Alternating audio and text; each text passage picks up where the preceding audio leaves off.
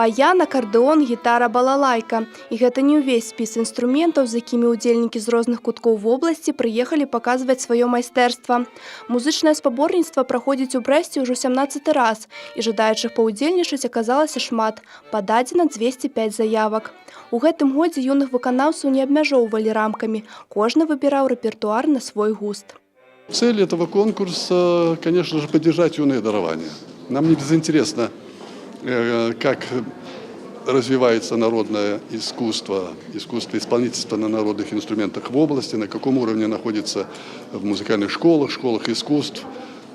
И я думаю, не безинтересно точно так же представить свою работу преподавателей музыкальных школ, потому что жажда участия в конкурсах у и детей, и преподавателей велика. Пінчанка Марыя Шламіцкая ў музычнай школе займаецца другі год. Спачатку бацькі хацелі аддаць дзяўчынку на фартэпіяна, але калі яна ўбачыла гітару, то сумнення не засталося. Гэты інструмент ёй бліжэй. У пралесках Марыя ўдзельнічае першы раз. Я приехала на конкурс с 3 пьесами. Первая «А у поля верба», вторая «Прелюдия», а третья «Рэктайм. Старая бабушкина пижама». Я очень хочу выиграть в этом конкурсе. Мы с моим учителем готовились к этому конкурсу 2 месяца. Шансы сваёй вучаніцы настаўнік Марыі Юрый Дубнавіцкі ацэньвае як высокія. Кажа, такія конкурсы карысныя не толькі для дзяцей, але і для педагогаў.